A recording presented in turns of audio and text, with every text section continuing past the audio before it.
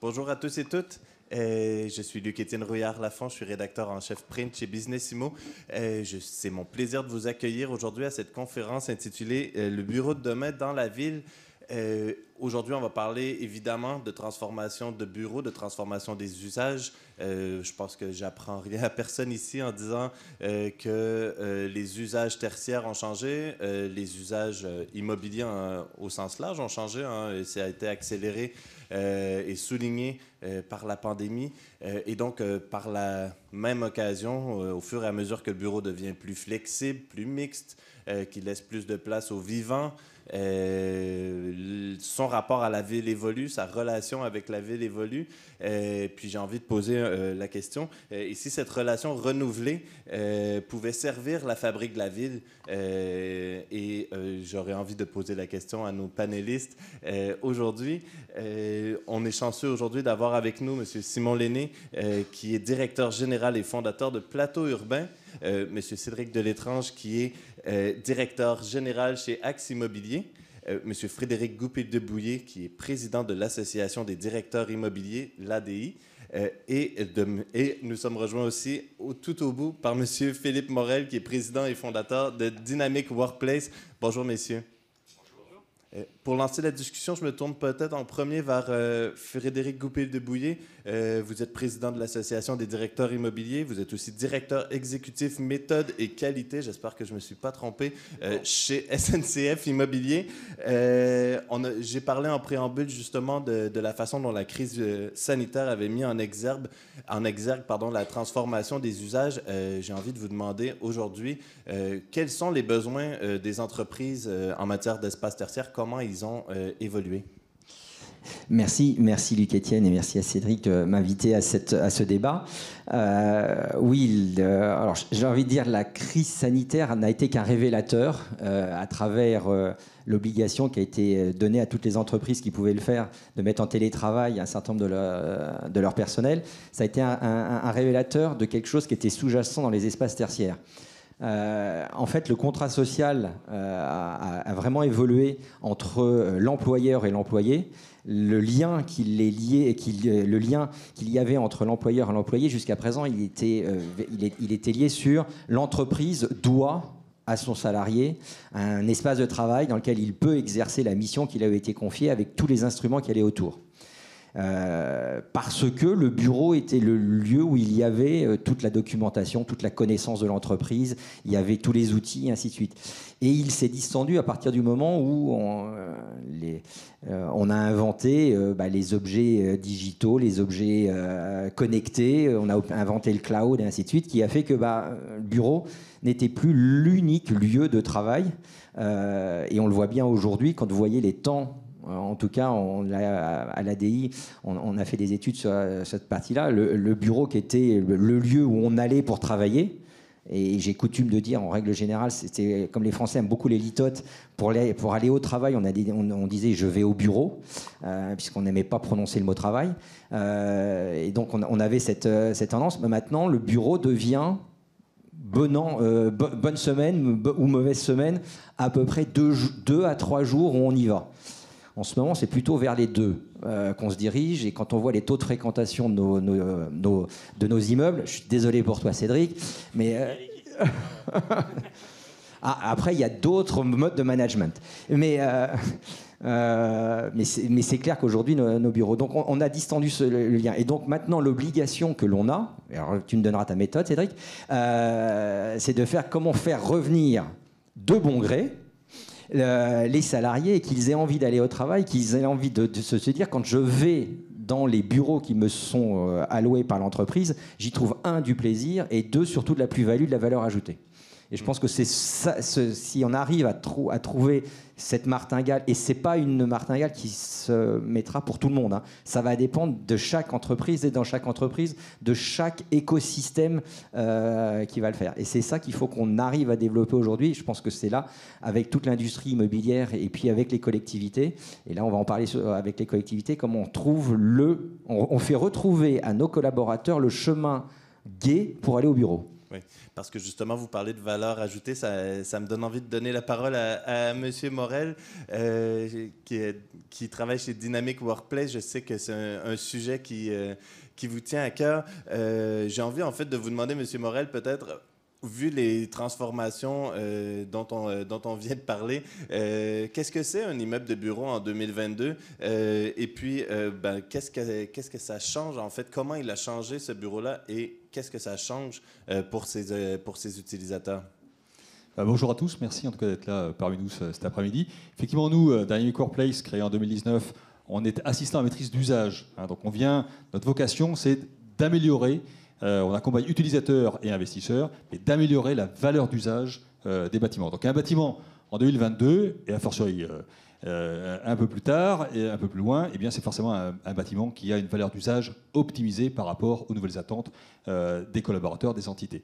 Donc pour cela, on a développé un référentiel qui passe au scanner donc tous les items qui sont contributifs de cette valeur d'usage, qu'ils soient bâtimentaires, qu'ils soient programmation spatiale, qu'ils soient digital, on en parle beaucoup en ce moment, serviciel évidemment, et puis une logique qui est encore, de notre point de vue évidemment, insuffisamment présente, a fortiori en phase de conception des bâtiments tertiaires, mais également en phase d'exploitation. C'est toute la logique d'exploitation du bâtiment. Comment on fait de l'intensité d'usage? Dit autrement, rien ne sert de chauffer à 19 degrés un bâtiment qui est vide, parce que d'abord c'est très très dur, c'est très très cher, alors que chauffer à 22 un bâtiment qui est plein, c'est très facile et c'est pas très cher. Donc voilà, redonnons un peu de bon sens. Donc on crée des audits de valeur d'usage, donc des bâtiments, et on vient comparer, et ça c'est une donnée tout à fait nouvelle dans l'immobilier, on vient comparer la valeur d'usage entre les bâtiments, entre les actifs. C'est-à-dire, on sait tous qu'effectivement comparer des actifs entre eux c'est extrêmement difficile, pas la même taille, pas la même ancienneté, pas les mêmes équipements techniques. Par contre, la valeur d'usage, celle qui est attendue par les résidents, elle s'est incroyablement uniformisée ces dernières années. En France, à l'international, on utilise les mêmes devices, on attend les mêmes choses de nos espaces. Concrètement, post-pandémie, on attend beaucoup plus de nos espaces, effectivement, comme lieu de rassemblement, de convivialité, de travail collectif et individuel, etc.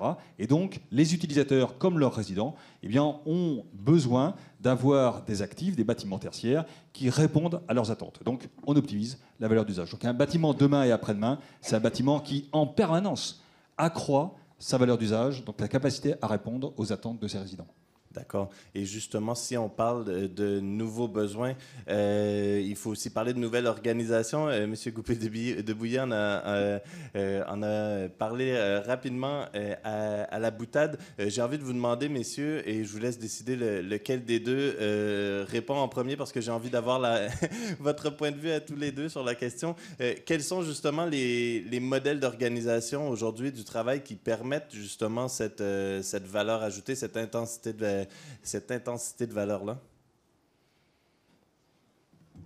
Sur l'intensité d'usage, aujourd'hui, on a à la fois le besoin d'upgrader donc la capacité, ce que concrètement l'actif peut apporter, comme prestation de qualité auprès de l'ensemble des utilisateurs, des résidents. Et puis le deuxième point, en termes d'intensité, il faut qu'on ait des équipes d'exploitation qui sont en capacité de le faire. Et ça, c'est un autre sujet qui est devant nous. Parce que être en capacité, on parle beaucoup de GTB en ce moment, là, on sortait à l'instant d'une autre conférence, 7% du parc est équipé d'une GTB. Toutes les GTB, on n'est pas encore dans le smart building, mais toutes les GTB ne permettent pas de mettre en place un plan de sobriété énergétique aussi efficace que ça. Mais a fortiori, le nombre d'équipes d'exploitation qui sont suffisamment capées, calibrées, formées, embarquées, pilotées pour pouvoir monitorer une GTB de façon efficiente et adresser le sujet du plan de sobriété, eh bien, le nombre de ces équipes-là était très, très, très faible. Donc c'est un autre challenge et qui est plutôt du côté utilisateur. Donc, voilà, les destins sont liés. Et du côté de l'utilisateur, ça sera aussi lié au management. Je pense que la capacité du management à comprendre les besoins nouveaux, à s'adapter aussi à l'immeuble et adapter l'immeuble à sa façon de manager va être, à mon avis, l'un des éléments les plus importants dans les années à venir. C'est Bon, déjà, on le savait très bien, le management, en règle générale, avant le Covid, avant cette pandémie, était en grande majorité défavorable au télétravail. il y avait, on le voyait, beaucoup d'entreprises avaient mis des contrats, avaient fait évoluer les contrats de télétravail, ainsi de suite. On arrivait à 1 jour de télétravail. Maintenant, on a basculé sur le 2. Le management a compris ce que pouvait apporter le télétravail, non seulement pour les collaborateurs, pour un certain nombre de points. Maintenant, il faut qu'ils adaptent leur capacité de manager dans ce type de contexte. Et je pense que là, il y a vraiment un élément, ça va prendre du temps. Et je pense que le contenant qu'est l'immobilier doit favoriser ce passage managérial. Comment j'arrive à gérer des réunions digitales, comme on dit, à quel moment les équipes doivent revenir au bureau, pourquoi faire. Si c'est pour se retrouver tous derrière un bureau, on a tout gagné, on va les faire fuir. Donc il y a tout cet élément-là, il va falloir les driver. D'accord. Et justement, on a beaucoup parlé de l'évolution des besoins de bureau. Puis je suis le premier à pécher de ce défaut. J'ai tendance parfois à oublier qu'il n'y a pas seulement les grands groupes qui occupent le bureau. Je me tourne peut-être vers M. Lenné pour vous demander justement que du côté des PME, des artisans, des associations, du milieu communautaire et associatif, quels sont aujourd'hui les besoins en matière de bureaux et quelle est la réalité qu'ils peuvent trouver sur le parc tertiaire français? Aujourd'hui, la particularité qu'a Plateau Urbain, c'est qu'on récupère des bâtiments qui vont être détruits ou réhabilités.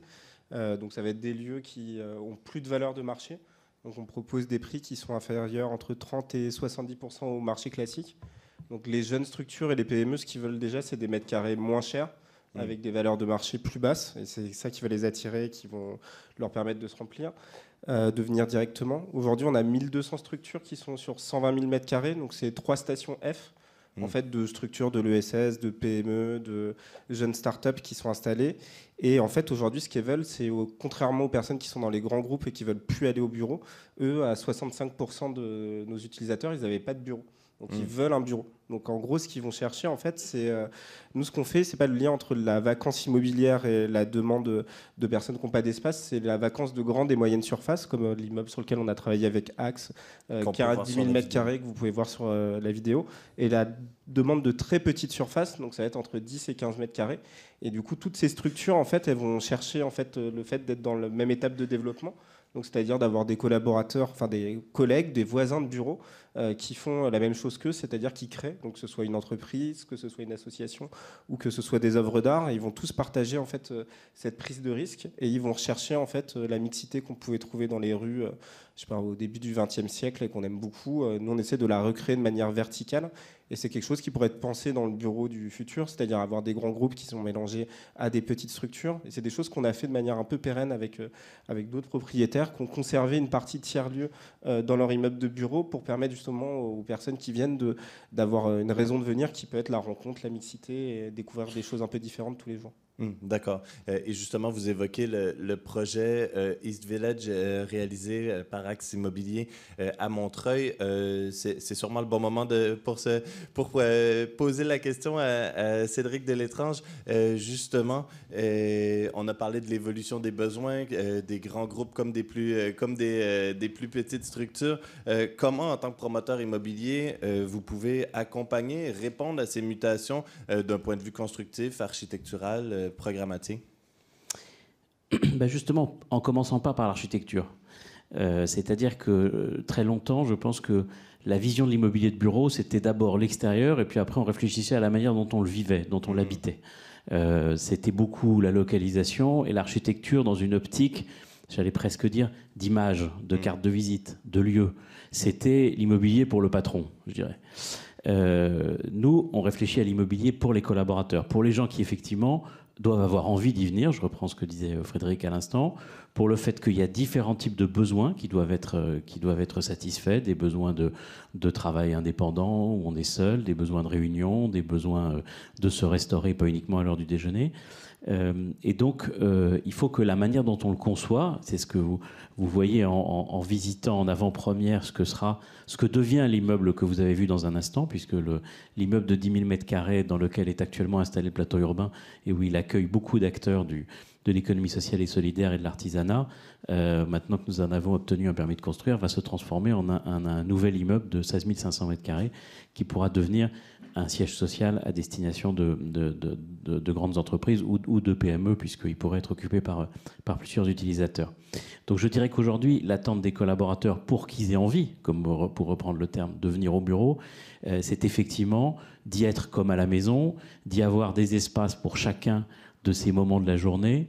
Et c'est aussi, et j'étais très sensible à ce que disait Philippe, sur l'intensité d'usage. L'intensité d'usage, ce n'est pas uniquement la densité, qui n'est pas un gros mot. C'est un immeuble où il pourra y avoir 1700 collaborateurs sur 16 500 mètres carrés. Donc la densité, c'est important, parce qu'une entreprise, elle réfléchit, entre guillemets, en rapport qualité-prix, c'est-à-dire il ne faut que des mètres carrés qu'on paye et qui sont réellement utiles. Mais c'est aussi l'intensité d'usage au fil du temps. C'est-à-dire qu'effectivement, quand il y a du télétravail 2 jours par semaine, il faut qu'il y ait du flex-office, sinon il y a des postes vides. Donc il faut que l'immeuble le permette, il faut qu'il permette qu'à un moment, tout le monde revienne à la base, comme on dit. Donc effectivement qu'il ait un capacitaire suffisant. C'est aussi l'intensité d'usage des espaces de réunion, de restauration. Je prends l'exemple type de la restauration. Quand il y avait des RIE, on payait plein pot toute la semaine des espaces qui accueillaient des collaborateurs 2 heures par jour, 5 jours par semaine. Voilà. On payait tout le temps pour 10 heures par semaine. Ça n'a pas de sens dans un compte de résultat d'une entreprise en tant que locataire. De la même manière, quand vous avez des espaces qui peuvent être ouverts sur la ville, je pense à des auditoriums, je pense à des pools de salles de réunion, des zones de coworking, pourquoi est-ce que quand ils ne sont pas utilisés, ils ne peuvent pas être utilisés par des gens de l'extérieur ? Et ça rejoint cette question de l'ouverture sur la ville dont on va parler, je crois, et qui est déterminant pour le rôle citoyen d'un immeuble de bureau auquel Plateau Urbain contribue tant.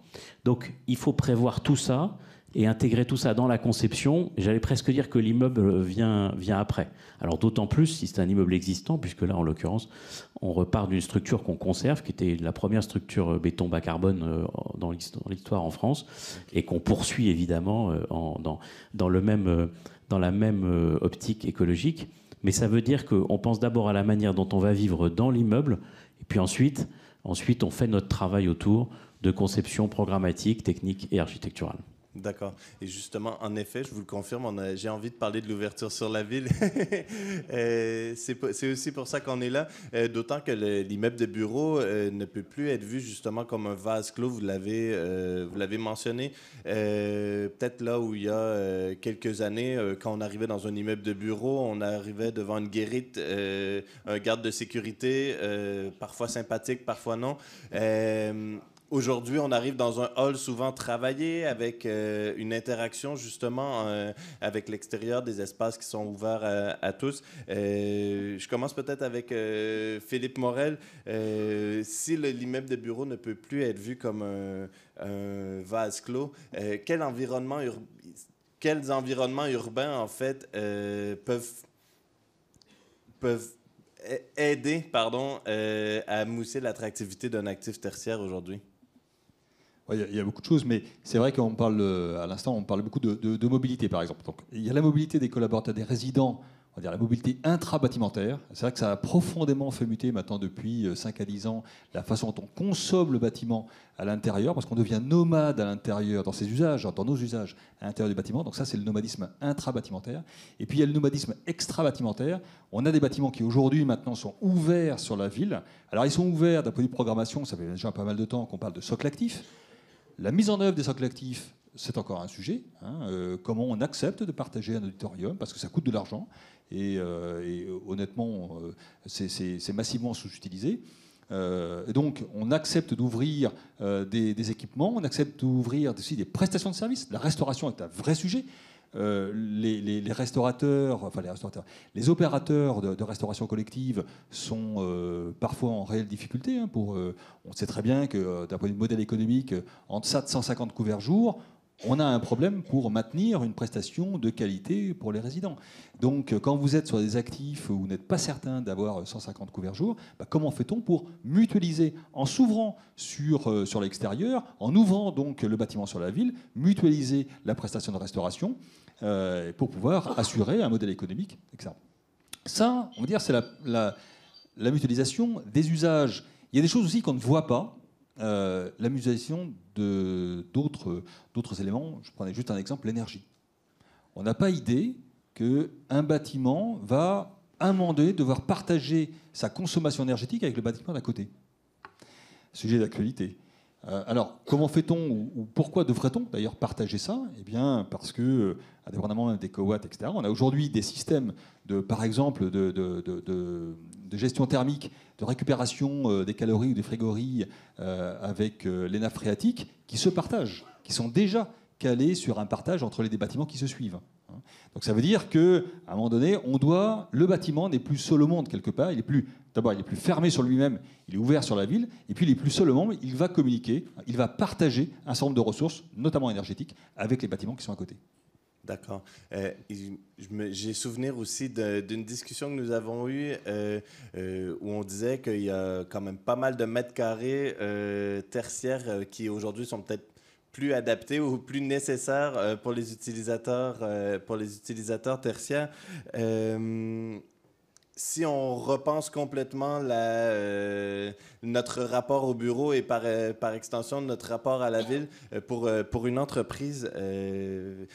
Goupil de Bouillé, qu'est-ce que ça apporte une plus grande ouverture sur la ville pour son immeuble de bureau? Qu'est-ce que ça apporte à l'entreprise? Puis peut-être qu'est-ce que ça apporte à l'immeuble de bureau aussi, selon vous? Alors, je vais rebondir sur ce qu'a dit Cédric, comme j'aime bien le taquiner. Je vais dire, le bureau, il ne faut pas que ça soit comme à la maison. Il faut que ça soit mieux qu'à la maison. Parce que si c'est comme à la maison, ils vont rester. Ils vont rester à la maison. Donc, il faut que le bureau apporte plus que la maison ou apporte quelque chose d'autrement. Et que les salariés trouvent au bureau ce qu'ils n'arrivent pas à trouver. Déjà, tu l'as dit tout à l'heure, tu l'as dit, Cédric, il y a toute la partie sociale, communautaire. Il ne faut pas oublier quand même qu'une entreprise, c'est un écosystème et que on fait à plusieurs de la valeur ajoutée que tout seul, on n'arriverait pas à faire. Sinon, faut être tous des auto-entrepreneurs. C'est une tendance. Alors, vous l'avez, je pense, remarqué, Luc Etienne vient de l'autre côté de l'Atlantique. Je vais faire une comparaison en ce moment. En France, on a 1,4 jours de télétravail en moyenne aujourd'hui pour les Français. Dans ton beau pays, ils sont à 2,8. Ah ouais. Aux États-Unis, ils sont à 2,4. Souvent, on dit qu'outre-Atlantique, c'est l'anticipation de ce qui va arriver en Europe. Vous imaginez 2,8 aujourd'hui, c'est que des auto-entrepreneurs, quoi. Donc il faut absolument qu'à travers le bureau, on arrive à continuer ce qui fait quand même notre richesse en Europe, la richesse de la ville, c'est la richesse de la communauté, c'est comme ça qu'on va faire de la valeur ajoutée. Si on n'a que des auto-entrepreneurs, je le dis honnêtement, j'ai triste avenir, quoi. J'ai rien contre les auto-entrepreneurs, mais je veux dire, les entreprises, c'est quand même une communauté, il faut le faire. Donc il faut que les gens puissent trouver dans leur bureau ce qu'ils aiment, d'abord ce qu'ils aiment chez eux. Donc voilà, on va commencer ça, c'est l'étiage. Puis on va essayer de faire plus et de trouver de la communauté et qu'ils prennent plaisir à venir. Bon, il y a quand même dans les plaisirs, c'est... le bureau, on faisait de la plaisanterie un instant, moi j'ai connu les entreprises où on rentrait dans un hachoir avant de rentrer dans l'entreprise. Un beau hachoir devant avec les gardes en rang serré. Il fallait montrer patte blanche pour entrer dans l'entreprise. Bon, je ne pense pas qu'aujourd'hui, c'est ce qu'on souhaite. Mais il y a juste une injonction contradictoire derrière, c'est que quelquefois, les entreprises ont des secrets, bien les garder, et ils n'aiment bien pas les partager. Et donc, on continue. Donc, il faut qu'on ait cette injonction contradictoire de l'ouverture sur la ville pour que les gens prennent plaisir à descendre, à aller dans la ville, aller se restaurer dans la ville. Je te soutiens sur le problème de restauration aujourd'hui. C'est un vrai problème que l'on a en intérieur.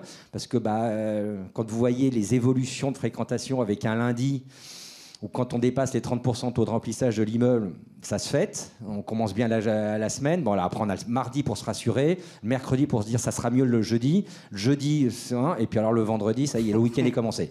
Oui, mais le problème, c'est que le restaurateur, lui, continue à tourner, ses chauffe-eau continuent à le faire, et là, c'est plus 150 couverts qu'il a. Il a 2 tables. De 4. Et donc voilà. Et donc il faut qu'on retrouve ça. Mais comment faire revenir maintenant le vendredi les collaborateurs quand ils ont pris l'habitude de prendre le périphérique et d'aller remonter la A13 ou la 118 quoi. Qu'est-ce qui va les faire venir ? Je pense que c'est le management.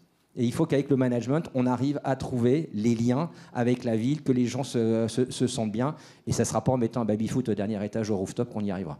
Puis en même temps, j'imagine que pour une entreprise comme SNCF Immobilier, si on dit maintenant le socle est devenu un socle actif, vous avez le droit, tout le monde a le droit de venir manger à la cafette, il y a des enjeux pour une entreprise comme vous, non? Oui, mais là, ce qu'il faut après, c'est vous avez l'avoir à la balance. Parce que c'est clair qu'au final, je vous rassure tous, on ne payera pas plus cher demain pour avoir des espaces vides. Hein. Ça, c'est clair. Jusque-là, on est tous d'accord. Donc, on le sait très bien, il y aura moins de monde, il y aura moins de mètres carrés. On va essayer de faire en sorte que les gens viennent plus souvent, donc on va avoir des taux de remplissage plus importants. Donc, ce qu'il faut, c'est justement cette différence entre moins de mètres carrés et des mètres carrés mieux. Ça ne veut pas dire plus cher, attention Cédric, hein. Ça ne veut pas dire plus cher, mais mieux géré, mieux opéré, on pourra peut-être leur donner d'autres choses. Par exemple, la restauration, le célèbre RIE, est-ce que tout le monde le veut? Est-ce qu'on ne veut pas des corners? Est-ce qu'on ne veut pas des food trucks internes ou ainsi de suite? C'est ça qu'il va falloir travailler ensemble avec le management. Et le management s'en sert comme outil managérial.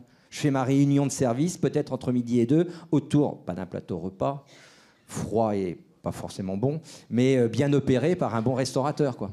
C'est ce genre de choses, et les gens auront l'impression d'être venus pour quelque chose, et non pas se retrouver tout seul dans le RIE, avoir fait 2 heures de bouchon pour se retrouver avec une assiette froide, quoi. Oui, d'accord. Et donc, ça pose la question aussi à un promoteur immobilier comme Axe Immobilier. Si on se dit qu'il y a beaucoup de mètres carrés qui ne sont plus, on va dire, adaptés, pour être poli, à ces nouvelles attentes, comment un promoteur immobilier peut justement aider cette transition? Comment, dans le fond, qu'est-ce qu'on peut faire avec les surfaces existantes qui sont plus utiles? Est-ce que c'est une opportunité pour un promoteur comme Axe Immobilier aussi? Ah oui, c'est du boulot pour des années, bien sûr. Bien sûr, parce que surtout pour un promoteur qui, dans son ADN, a l'histoire du redéveloppement. Oui. Presque plus que du développement neuf, même si évidemment il y a des opérations de développement, de construction neuve à partir de terrains qui avaient été, de démolition ou de terrains nus, comme par exemple l'opération. On peut baisser un peu le son, Nata, je veux bien, pardon. J'ai l'impression d'être en boîte. Voilà. C'est un peu tôt. Oui, comme l'opération de Flores, qui a été hier soir un des 4 finalistes des Grands Prix du CIMI en matière d'immobilier d'entreprise. Mais enfin, l'ADN, c'est d'abord le redéveloppement.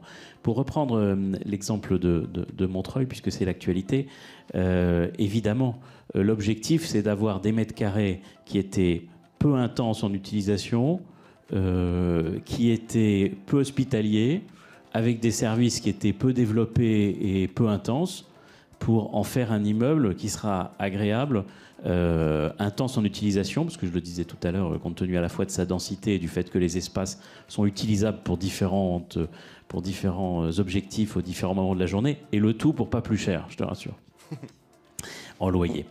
Et donc là vient la question de la ville. Et la ville, c'est un atout. Et jusqu'à présent, en réalité, le bureau et la ville ne dialoguaient pas. C'est-à-dire que finalement, je prends l'exemple des villes de première couronne. Lorsque une entreprise se délocalisait de Paris à Montreuil, par exemple, la tendance était de dire c'est au bout de la ligne 9. Mais où ça? Voilà. Il y avait une espèce de relation un peu honteuse à la ville. Alors qu'en fait, nous, on pense qu'aujourd'hui, le premier atout d'un immeuble de bureau comme Sera East Village, c'est la ville. C'est d'être sur la place de la mairie de Montreuil. C'est l'environnement qu'il y a autour de cette zone qui a profondément muté, où il y a effectivement maintenant des espaces culturels, des bars, des restaurants. Mais pour ça, il faut d'une part l'assumer. Deuxièmement, il faut que l'architecture le prévoie, c'est-à-dire que ce n'est pas une petite entrée dans un coin et une espèce de glacis au cœur de la ville. C'est un immeuble qui est irrigué par la ville et qui est ouvert vers la ville. Et ensuite, il faut que naturellement, la conception des services de l'immeuble fasse qu'on va dans la ville.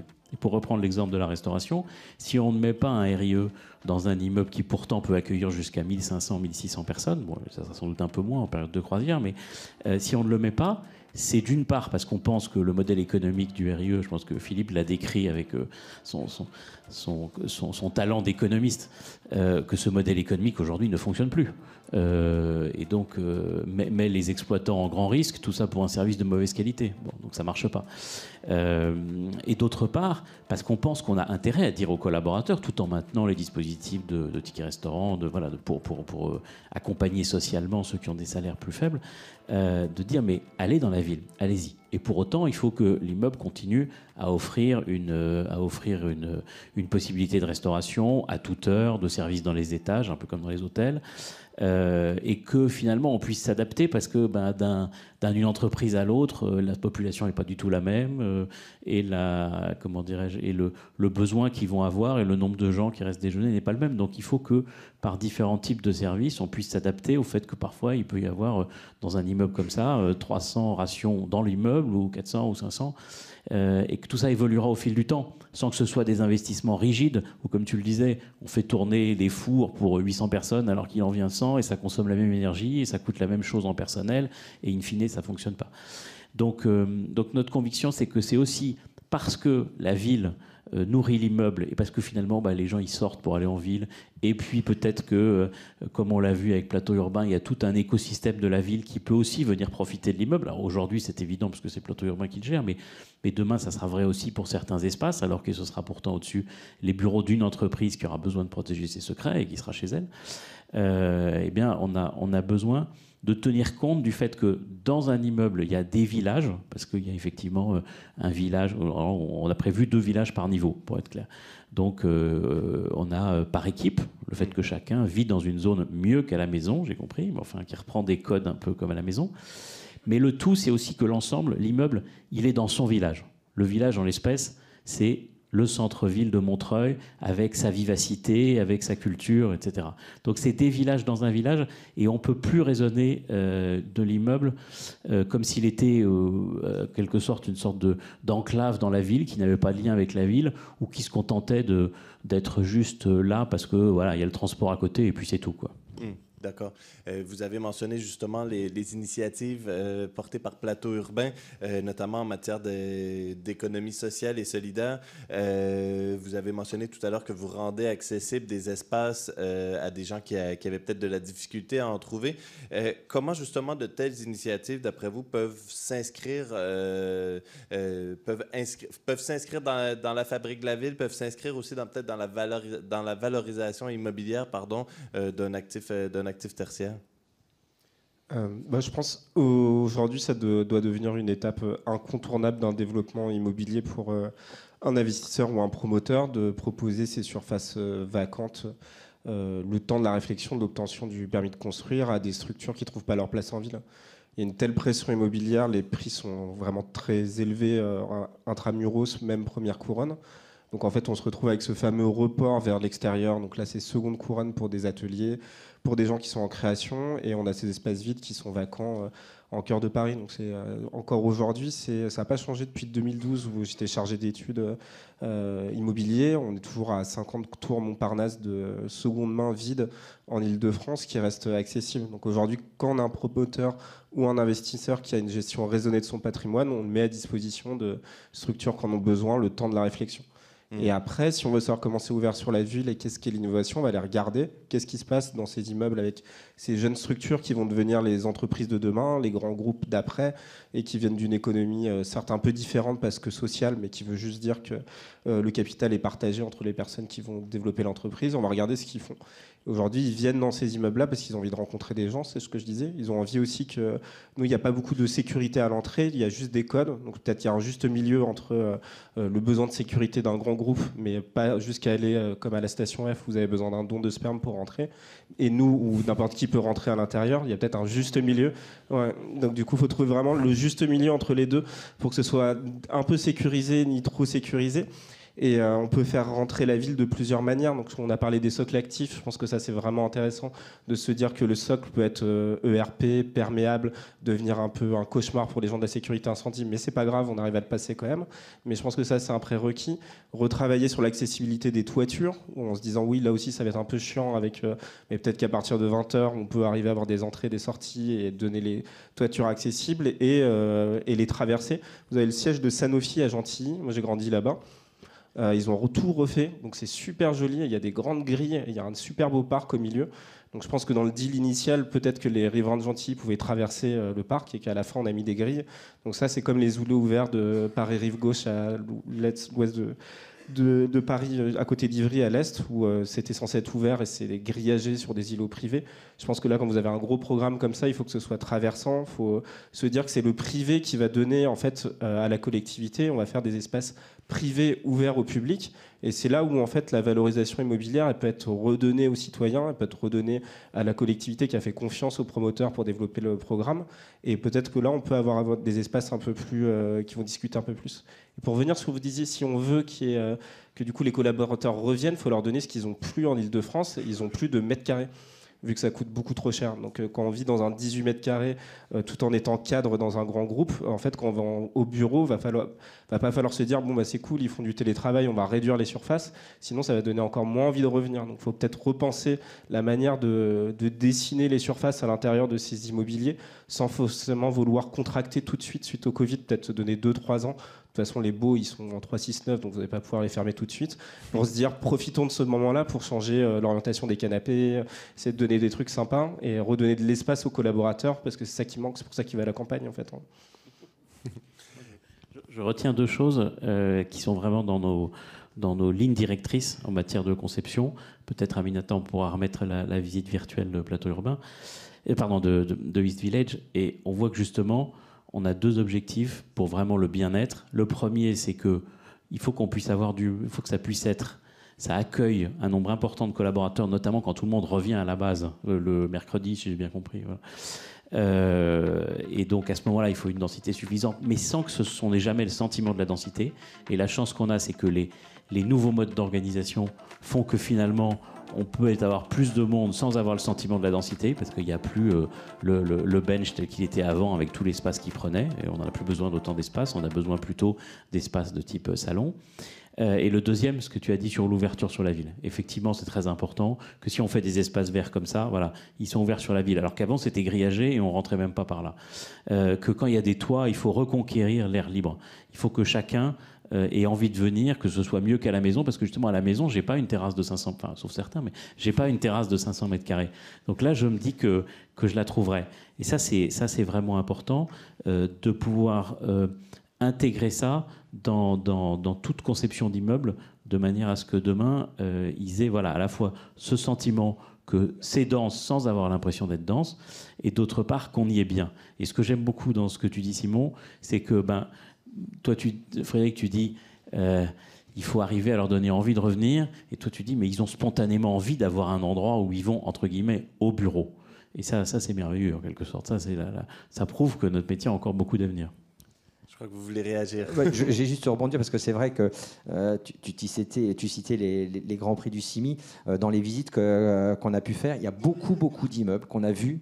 Je prends Highlight par exemple qui a été fait par Kaufmann, une tour à côté, elle a été ouverte. Prenez Métal 57 qui sur Boulogne, voilà, ils sont partis du principe d'une artère passante pour le faire. Alors j'ai beaucoup discuté avec le directeur de la sécurité aussi. Il faut le gérer, c'est faisable, c'est compliqué, c'est pas complexe. Donc il y a une solution pour y arriver. Le plus compliqué, vous l'avez dit Simon, c'est avec les pompiers pour pouvoir le faire, mais tout ça on va pouvoir l'adapter. Et en tout cas, c'est ce que souhaitent les gens. Ce que souhaitent les collaborateurs. Et j'allais rebondir aussi sur le fait que l'immeuble doit être dans la ville, parce que la porosité qui est de plus en plus importante en ce moment entre la vie privée et la vie professionnelle, ne serait-ce que quand vous êtes en télétravail, vous êtes c'est personnel ou professionnel? Vous arrivez à faire la frontière? quand vous avez la moitié de la table de la cuisine sur laquelle vous travaillez et l'autre moitié sur laquelle vous êtes en train de préparer le déjeuner. Vous ne chronométrez pas, quoi. Donc il y a de plus en plus. Et c'est vrai que quand on est en télétravail, on est aussi amené à faire des actions privées. Il faut que l'inverse soit aussi vrai et que quand je suis dans l'immeuble, je puisse aussi faire un certain nombre de choses. D'autant que je vais aller au bureau 3 jours. Ça veut dire que je vais falloir que je concentre en 3 jours un certain nombre de tâches que je faisais avant en 5. Donc il va falloir. Donc les services dont parlait Philippe sont hyper importants pour accompagner le salarié. Et puis voilà, il ne faut pas le mettre non plus dans un immeuble en plein milieu de la campagne, parce que là, comment il va pouvoir le combiner. Donc cette porosité fait que l'immeuble doit aussi avoir cette porosité et accompagner cette porosité entre la vie privée et la vie professionnelle pour le faire. Puis est-ce à dire du coup que si on a une plus grande ouverture sur la ville, que le rôle même de l'entreprise, le rôle même de l'immeuble de bureau dans la fabrique de la ville a changé? Est-ce que ça veut dire que son statut, sa raison d'être, bref, trouver le synonyme qui vous convient? Je ne vous ai pas dit aussi amener le lit de camp non plus. Hein. Il n'est pas non plus prévu d'aller dormir aussi au bureau. Jusqu'à ce qu'on mette du co-living au 2e étage? Alors jusqu'à le mettre peut-être le co-living. Non, mais il y a cette porosité, il faut l'avoir. Après, le bureau doit avoir, c'est ce qu'on se disait jusqu'avant, les mêmes... le collaborateur ne doit pas vivre une rupture permanente entre vie privée et vie professionnelle. Il faut qu'on puisse les gérer tous les deux. Mais c'est la même chose, je pense, dans les services sport. Oui, tout à fait. Et peut-être pour compléter, on dit souvent, quand on regarde un immeuble à l'échelle d'un quartier, on dit souvent, à l'échelle de ce quartier, bien manger, bien dormir, bien travailler.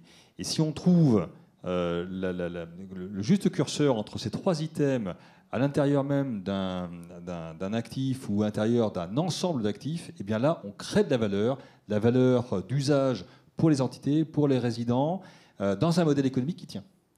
Donc bien manger, bien dormir, bien travailler. D'accord. On s'était gardé un petit peu de temps pour pouvoir prendre des questions de la salle. Est-ce qu'il y a des gens qui ont des questions pour nos panélistes par rapport aux échanges qu'on vient d'avoir? Je vois que la glace est difficile à caser. Ça tombe bien. Moi, c'est mon métier comme journaliste de poser des questions. Vous imaginez bien que j'en ai prévu. Peut-être pour lancer la question, justement, je parlais tout juste du rôle de l'immobilier tertiaire dans la fabrique de la ville. On n'a pas parlé non plus de transition écologique. Je crois qu'on n'a pas tellement le choix. Est-ce que l'immeuble de bureau Cédric Létrange peut être un moteur justement de la transition écologique de la ville aujourd'hui? Oui, mais c'est pas parce qu'on n'a pas le choix, c'est parce que c'est notre responsabilité. C'est-à-dire que je parlais tout à l'heure des redéveloppements, de fait de conserver la structure des bâtiments pour encore une fois, passer de bâtiments qui n'étaient ni intenses ni agréables à vivre vers le bureau de demain, comme on dit.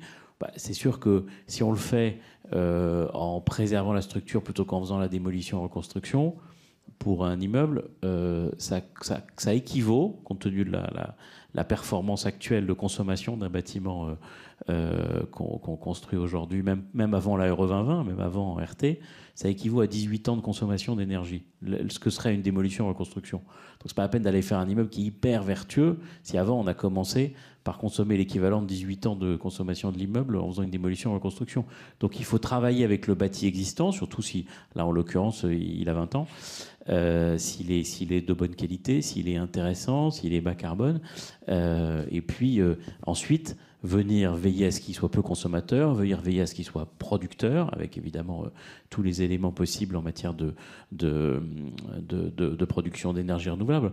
Axe Immobilier a fait dans Paris, dans un immeuble haussmannien, pour la première fois, livré il y a 2 ans, rue de Calais, un immeuble qui avait de la géothermie, au pied de Montmartre, donc il faut redescendre.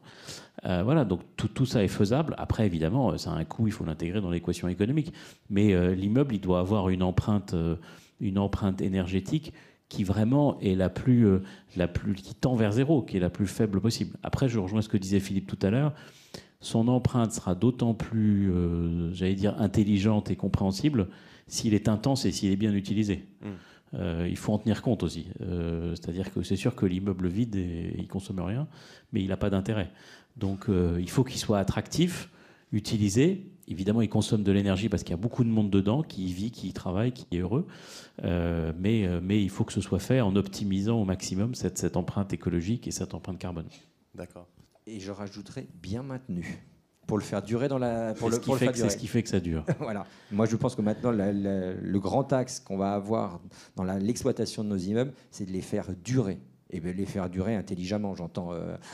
Voilà. Ça va révolutionner un certain nombre de nos critères d'exploitation de nos immeubles. Et de faire durer leur niveau de charge. Parce que tu as signé beaucoup de baux. Tu sais qu'en général, la partie non contractuelle, c'est les charges. Et on te dit, ça va faire tant. Puis la première année, ça fait 30% de plus, la deuxième année, 50%, la troisième, voilà. Ça, c'est, voilà. Sauf quand ça, c'est pas possible. Il faut que la maintenance permette d'avoir un système aussi garanti que, alors en tenant compte évidemment du coût de l'énergie, qu'on ne maîtrise pas, mais en tout cas en matière de volume et de consommation, aussi maîtrisé que possible. Et ça veut dire qu'il faut que l'immeuble soit bien conçu et effectivement ensuite bien maintenu. Mais il faut qu'il ait été conçu pour être bien maintenu. Je prends un exemple extrêmement prosaïque. C'est une marque de fabrique des immeubles d'Axe que l'ensemble des sanitaires ont, je vois que l'équipe voit ce que je vais dire, je vois les sourires, ont des zones de visite. C'est-à-dire qu'on peut les réparer par derrière, en quelque sorte. C'est sûr que le jour où vous avez un problème, ça évite de devoir tout casser, d'avoir des sanitaires qui ne sont pas accessibles pendant 15 jours. Voilà. Ça change tout aussi dans l'intensité, mais c'est dans la conception initiale. Ouais. Il faut prévoir que la maintenance soit facile. Et ça fera que l'immeuble aura une intensité d'usage et donc une satisfaction des collaborateurs d'autant plus grande. D'accord. Je vous rappelle que chacun de vous peut poser des questions à nos panélistes. Je vois qu'il y a quelqu'un ici. Je vous invite à vous avancer au micro, sinon on vous le fait passer. Ah non, il y a un fil. On doit arriver à mon temps. En fait, on a parlé tout à l'heure de flex office, de meilleure utilisation des usages, de plus d'intensité, et on a dit que c'était très lié au management. Et je trouve que c'est là la grosse difficulté, c'est comment on accompagne en fait les habitants de ces nouveaux lieux de travail pour les nouveaux usages de management. Parce que quand on fait du flex office et qu'on veut réunir tout le monde, certes, il y a le même équivalent dans les salles de réunion, etc. Enfin bon, on se heurte au quotidien cette problématique du management. Et donc j'aurais aimé savoir si vous aviez des exemples, enfin la façon dont vous accompagnez vos clients et si vous aviez des exemples de succès d'organisation managériale dans ces nouveaux espaces de vie. Merci beaucoup.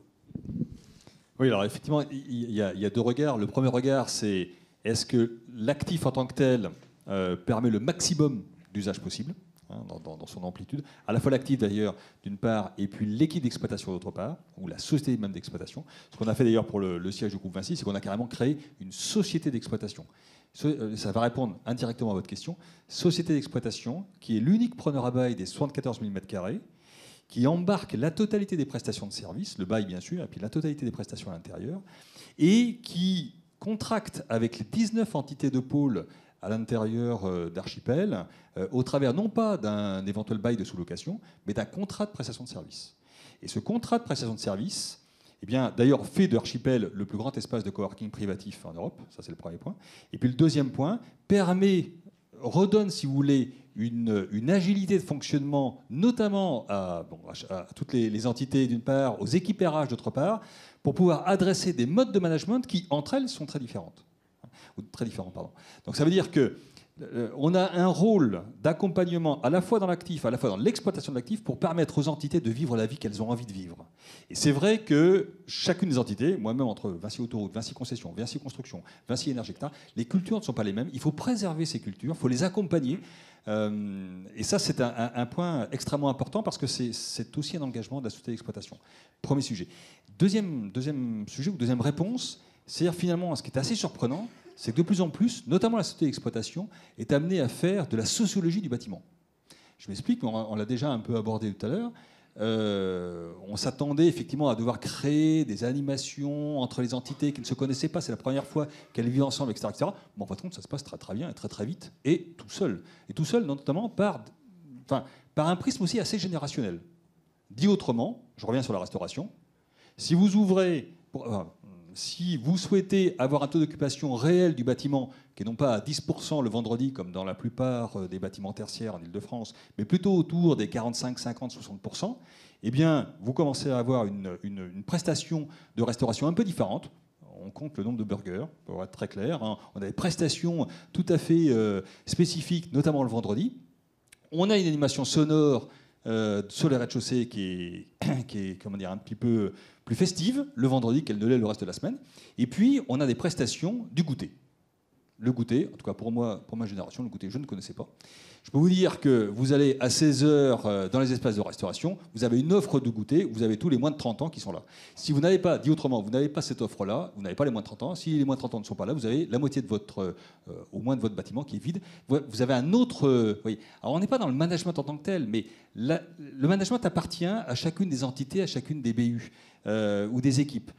Par contre, le rôle de l'immobilier, de mon point de vue, le rôle de l'immobilier et le rôle de la société d'exploitation en charge de fournir l'ensemble de ces prestations, c'est de faire en sorte que, quelque part, le champ des possibles soit le plus large possible, justement. Frédéric Goupil de Bouillé, j'imagine que j'ai envie d'avoir votre avis aussi sur cette question en termes d'exemple d'implantation de ces nouveaux modes d'organisation. Déjà, ce qu'il faut, c'est que la conception même, alors, si on peut commencer à la conception même de l'immeuble, c'est encore mieux, mais quelquefois, tu l'as dit, on prend à bail des immeubles quelquefois qui sont déjà sortis, ainsi de suite. Mais depuis le plus longtemps en amont, c'est d'embarquer le management. En fait, un projet immobilier aujourd'hui, on ne peut pas considérer qu'un projet immobilier, c'est un projet qui est fait par la direction de l'immobilier ou celui qui l'a, et puis qui le livre après. Tout comme nous-mêmes, nous, direction de l'immobilier, on dit aux promoteurs, ne concevez pas de votre côté, il faut embarquer le plus longtemps, le plus en amont possible l'ensemble des entités. Et puis après, surtout, je veux dire que moi, pendant 20 ans, j'ai déroulé du bench dans des immeubles où on faisait péter toutes les cloisons, et puis si on pouvait aussi enlever les poteaux, on vous demandait de les enlever pour le faire, des 18 mètres de profondeur, ainsi de suite. Voilà. Maintenant, c'est complètement dépassé. Sans vouloir dire qu'on va faire une organisation, on va faire un aménagement, on va faire quelque chose de dédié à chaque entité, qu'au moins l'entité ait l'impression de pouvoir s'approprier les espaces. Et puis après, en effet, il faut que derrière, il y ait les services qui vont avec cet ensemble-là. Mais il faut que ça soit la main du manager. Il faut que ça soit la main du manager et que le manager, après, puisse associer ces espaces à son mode de management. Il peut être directif, il peut être paternaliste, il peut être ainsi de suite. Il va l'adapter. Il va pouvoir imposer des jours, il va pouvoir plutôt les attirer sur d'autres manières. Mais il faut qu'on puisse le faire.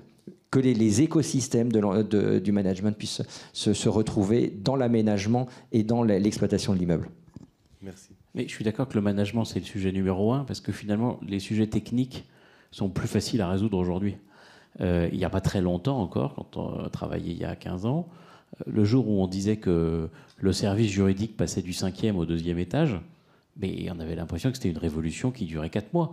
Il fallait commencer par faire des plans, refaire le cloisonnement, vérifier si le directeur avait 4 travées. Enfin, moi, j'ai travaillé à Bercy dans une autre ville, donc je peux vous assurer que les travées, on savait les compter. Négocier le plan, la moquette, l'épaisseur de la moquette, peut-être. Et après, il fallait déménager des archives. Après, il fallait refaire les connexions informatiques. Enfin, tout ça ne se faisait pas facilement. Ça prenait des mois. Aujourd'hui, dans les espaces de village tels qu'on va les faire à East Village que vous avez vu tout à l'heure, finalement, si vous dites un jour le village juridique, il passe du 5e gauche au 8e droit, ok, chacun vide son casier, qui est casier type piscine, ça se met dans un carton, monte ses affaires à l'étage au-dessus, prend son ordinateur portable, et puis voilà. C'est beaucoup plus simple de ce point de vue-là. On a beaucoup de contraintes qu'on avait auparavant et qu'on n'a plus aujourd'hui, d'un point de vue technique et technologique. Donc la portabilité est beaucoup plus forte, donc c'est beaucoup plus facile de faire ça. Maintenant, l'accompagnement, vous avez raison, il est managérial. D'accord, merci. D'autres questions? Ah, je vois qu'il y a quelqu'un ici. Alors, moi j'ai une remarque et une question. Une remarque, c'est que donc effectivement, on voit qu'il y a de plus en plus de souplesse dans l'utilisation des immeubles. Il reste quand même un cadre qui est extrêmement rigide, c'est le droit, parce qu'on a, que ce soit le statut des baux commerciaux, avec cette notion d'usage exclusif de bureaux qui n'évolue pas, qui pose quand même pas mal de difficultés, l'interdiction de la sous-location, les difficultés justement à utiliser les immeubles en multi-usage avec un contrat de bail principal et puis en dessous des contrats de prestation de services. outre les problématiques en matière d'urbanisme. Donc tout ça, on trouve des solutions, mais il n'existe pas aujourd'hui un cadre juridique qui soit vraiment sécurisé, qui permette aux utilisateurs d'être, je dirais, complètement rassurés, ce qui fait la joie des avocats dont je fais partie. Donc est-ce que vous menez des actions de lobbying pour essayer d'adapter le corpus juridique aux nouveaux usages de l'immeuble, notamment sur les bureaux? Oui, enfin, je peux vous dire que non seulement effectivement on mène ces actions, mais il y a déjà des choses extrêmement concrètes qui sont d'ores et déjà disponibles. Je présentais le cas tout à fait spécifique d'Archipel pour le siège de Vinci. Vous avez un unique preneur à bail et vous avez donc 19 contrats de prestation de services qui embarquent de l'immobilier packagé, c'est-à-dire que chacune des entités qui elles-mêmes arrivent avec 400 ou 500 collaborateurs fonctionne en plug and play. Ces contrats intègrent notamment tout ce qui est évidemment la mise à disposition des surfaces privatives, l'utilisation des surfaces communes, des services communs, tout ce qui est impôts et taxes, par exemple, hors CTE. C'est la seule chose d'ailleurs qui est vraiment mise de côté. Mais sinon, tout le reste est absolument packagé, y compris la restauration. Donc ça veut dire qu'aujourd'hui, d'un point de vue... Enfin, si vous voulez, d'un point de vue... L'entreprise s'est horizontalisée, d'ailleurs, ce qu'on partageait cet après-midi. Dans le fonctionnement, les entreprises se sont horizontalisées, beaucoup plus autonomes, beaucoup plus agiles, évolutives, etc., etc. L'immobilier par nature est en train de vivre cette adaptation horizontale. Comme par nature, les métiers de l'immobilier sont très, très verticaux, eh bien, vous avez un acteur central qui est né il n'y a pas si longtemps que ça, qui est finalement l'opérateur de coworking d'un côté ou l'opérateur d'espace privatif de l'autre, comme sur Archipel. Et cet opérateur-là, il fait la jointure entre quelque chose qui est extrêmement normé, le bail, extrêmement sécurisant d'ailleurs, un bail 369, qui fait que la matière première finalement est mise en sécurité, et pour le propriétaire et pour le preneur à bail, d'une part, et puis il redonne, cette fois-ci sous forme d'usage, au travers d'un contrat de prestation de service qui embarque d'ailleurs des durées fermes également. Hein. Donc on est sur des durées qui peuvent aujourd'hui, avant on était calé sur un maximum de 24-25 mois, aujourd'hui on fait du 4 ans, 5 ans, 6 ans, sans difficulté et sans risque de requalification en bail de sous-location. Maintenant, je suis conscient que c'est le début du chemin. Voilà, je ne sais pas si je réponds pleinement à votre question, mais moi je trouve qu'au contraire, on est fortement, non pas incité, mais en tout cas accompagné dans cette démarche-là pour rendre flexible quelque chose qui par nature ne l'est pas. Oui, je vous rejoins dans le contrat, mais en fait le corpus juridique oblige les rédacteurs de contrats à vraiment essayer de s'adapter et en ayant toujours des risques d'insécurité juridique. Je pense que j'invite les acteurs de l'immobilier, propriétaires et bailleurs, à remonter auprès des instances gouvernementales ou tous les rédacteurs des textes pour vraiment encore assouplir le statut du bail commercial pour ce qui concerne particulièrement les bureaux. Nous, on est motivés pour que vous nous aidiez là-dessus. On est obligé en occupation temporaire de travailler qu'en dérogation, donc soit bail dérogatoire, soit convention d'occupation précaire. Donc on n'est que dans des cas particuliers. Donc on va pouvoir louvoyer, on va dire, au niveau du droit et tout en respectant la réglementation. Mais on a des beaux cas pratiques qui pourraient faire jurisprudence pour faire évoluer le droit. Là, par exemple, on s'occupe de toute la fac de Censier de Menton, donc c'est 25 000 m², avec encore des étudiants, plus 180 structures qui travaillent dans le site, un restaurant qui est ouvert au public, une salle événementielle, des amphithéâtres. Et on n'a pas finalement d'hébergement, mais c'est déjà sympa à gérer niveau sécurité, destination, etc.